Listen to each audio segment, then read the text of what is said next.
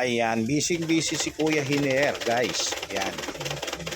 Nagre-repair po ako ng pantalon ng aking dalaga. Ayan.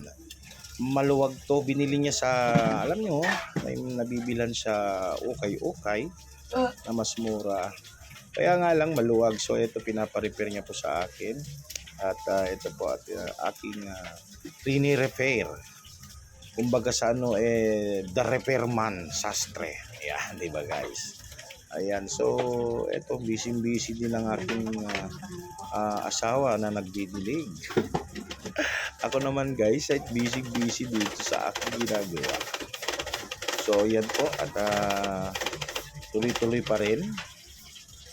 Ayan, so yan malapit na guys. So shortcut na lang natin guys para malapit na matapos to. Ayan. So pagkatapos niyan guys at ito isusukat na niya ang natahi at na-repair kong pantalon. Ayan. Tingnan nyo naman guys, di ba? Ganyan lang kasimple. Ayan.